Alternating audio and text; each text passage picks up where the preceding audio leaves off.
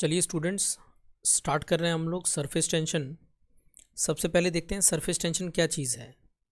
Surface tension liquids की एक property है ना। तो हमने कहा हुआ है it is just a property of liquids due to which liquid surface behaves as a stretched membrane which has a tendency to contract and reduce its surface area.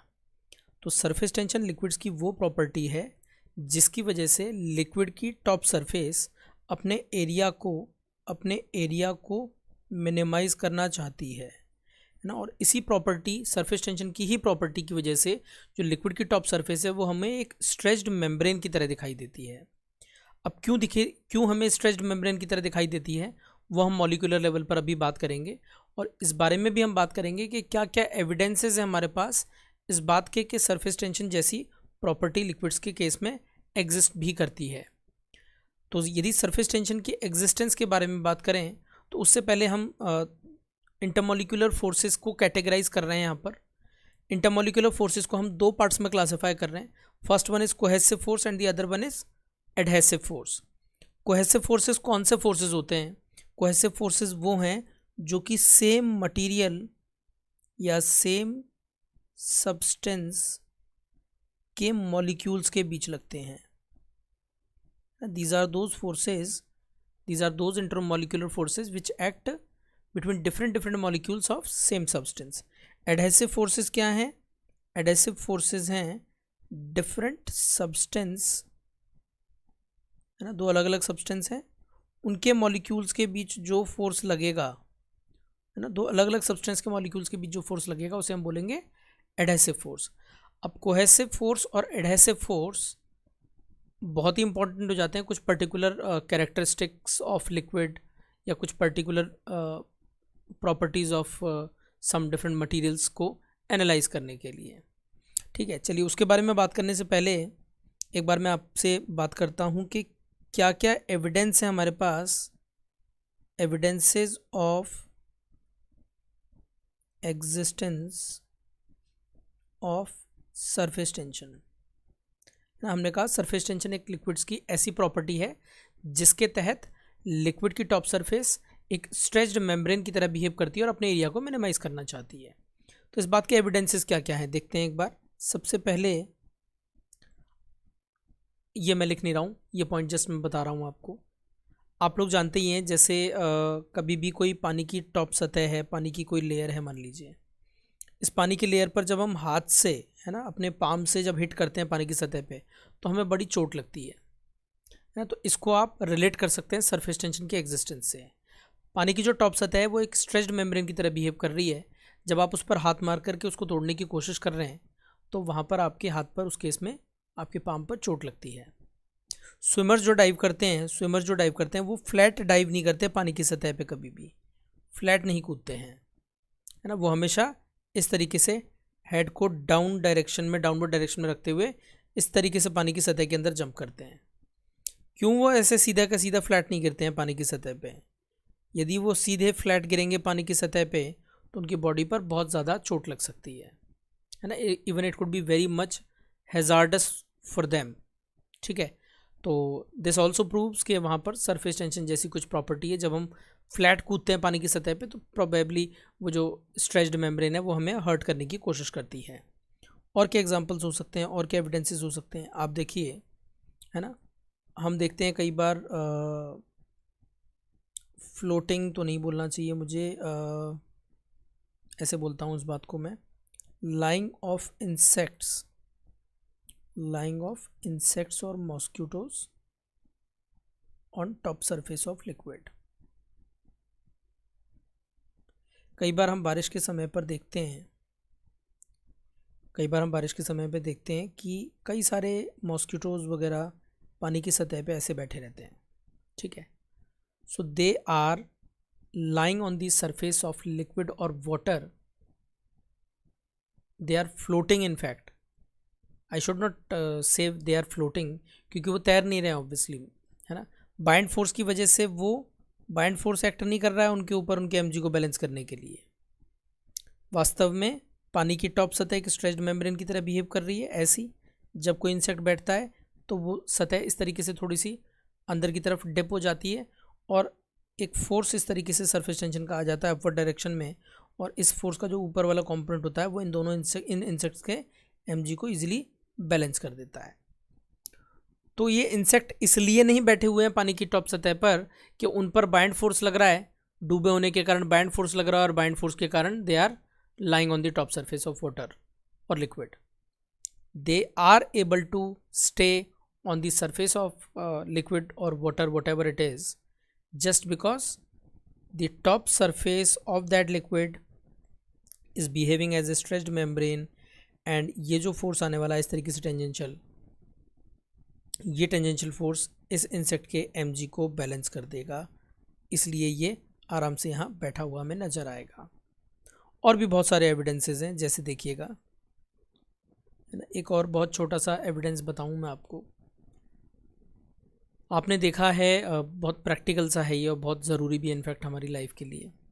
हम ऑब्ज़र्व करते हैं कि जाइलम और फ्लोएम से जो भी nutrients होते हैं और जो भी वाटर है वो सब रूट्स के थ्रू होता हुआ लीव्स तक पहुंच जाता है in case of plants, right. तो ऐसा क्या है जाइलम और फ्लोएम के अंदर जिससे कि वो न्यूट्रिएंट्स और जो भी मिनरल्स वगैरह वट एवर चीज़ें हैं वो सब ऊपर पहुंच जाते हैं, पानी भी ऊपर पहुंच जाता है लीव्स तक for that photosynthesis process or something like that। ऐसा क्या फीचर है उन जाइलम फ्लोएम में जिससे कि लिक्विड ऊपर तक ट्रांसपोर्ट हो जाता है? Xylem and phloem are very thin tubes, and in those thin tubes liquid gets lifted और water gets lifted to the top because of this property of surface tension, है ना। तो राइज ऑफ, और भी बहुत सारे उदाहरण हैं। हम देखते हैं कि कई बार हम दिवाली पर दीपक जलाते हैं, ठीक है, दिवाली पर हम लोग दीपक जलाते हैं, उस दीपक के अंदर ऑयल तो भरा होता है उस दिए के अंदर, कंटेनर के अंदर, और ऑयल कॉटन की जो भी हम विक लेते हैं, है ना, कॉटन की हम एक विक लेते हैं, कैसे देखिए आप धीरे धीरे उस कंटेनर में से, उस दीपक में से ऑयल ख़त्म होता चला जाता है और वो बर्न होता जाता है through that wick of made up of cotton, है ना। वो भी that also is a consequence of surface tension, है ना। राइज ऑफ ऑयल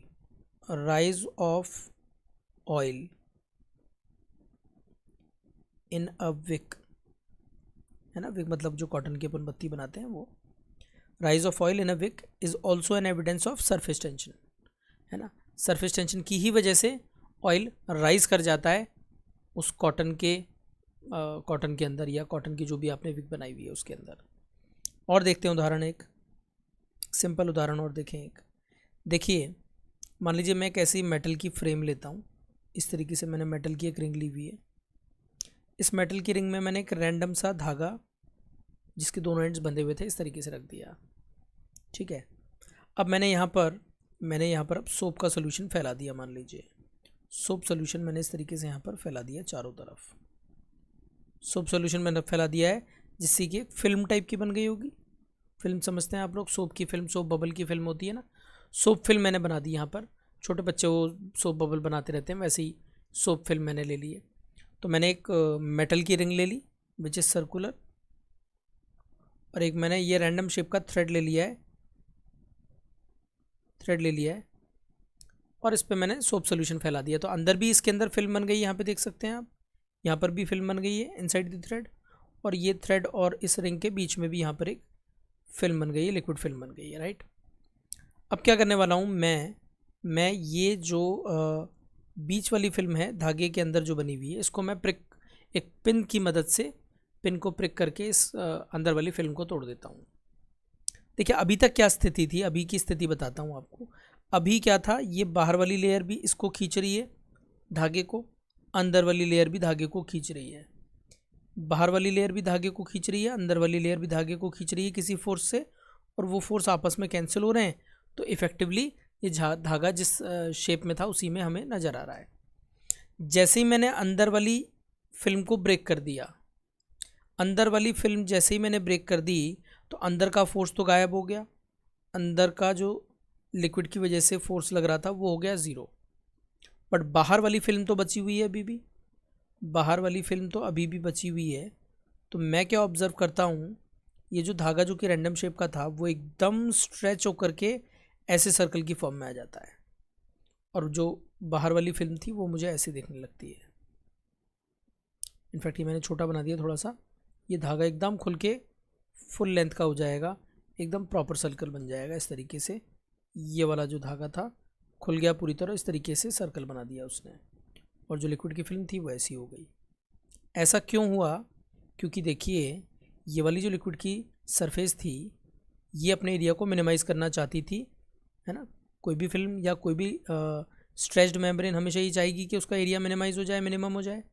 तो ये भी जो मैंने शेड की है ये वाली सरफेस भी अपने एरिया को मिनिमम करना चाहती थी। और जैसे ही अंदर का फोर्स आपने हटा दिया, अंदर की फिल्म जैसे ब्रेक कर दिया आपने, तो बाहर वाला जो फोर्स था उसने इस धागे को अपनी तरफ खींचने की कोशिश की चारों तरफ, या ऐसा कह लीजिए इसने अपने एरिया को मिनिमम करने की कोशिश की। ये एरिया मिनिमम कब होगा? जब धागा फुल्ली एक्सपेंड हो जाएगा। तो धागा हो गया फुल्ली एक्सपेंड, और ये वाला जो एरिया है ये एरिया हो गया कैसा? मिनिमम। ये वाला एरिया पूरा हो गया मिनिमम, ये जो मैं शेड कर रहा हूँ ये एरिया हो गया मिनिमम। तो this experiment is also an evidence of the existence of surface tension.